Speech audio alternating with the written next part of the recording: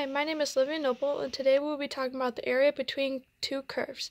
And our two curves are y equals 3 square root of x and y equals 1 over x. And here I have them drawn with them connecting at the point 1, 1, and with the line x equals 8.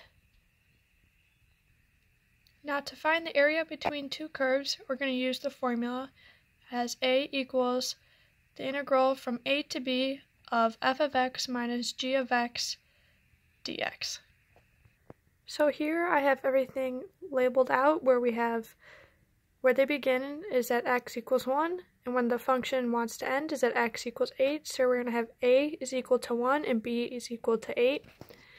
And our top function, f of x, is going to be 3 square root of x, and our bottom function, g of x, will be 1 over x. And this gives us the area is equal to the integral from 1 to 8 of 3x squared minus 1 over x dx. So now what I like to do from here is just kind of rewrite the formula to make it a little easier to follow.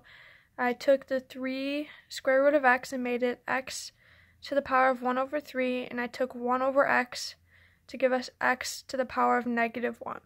Just so we can see the formula a little easier, and it'll make things easier to integrate. Okay, so the next step is to integrate, and if we integrate the x to the power of 1 over 3, we get 3/4 x to the power of 4 over 3, and we know that x to the power of negative 1 is equal to the ln of x. So then we take that, and we're going to find that from 1 to 8. So the first thing we do is we plug in 8 to the formula to get 3/4 8 to the power of 4 over 3 minus ln of 8.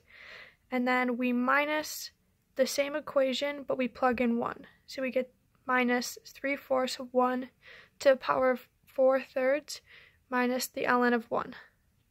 Now from there we get 3/4 8 to the power of 4/3 is equal to 12, and we're just going to keep ln of 8 as it is because that is a decimal and we just want to keep it simple.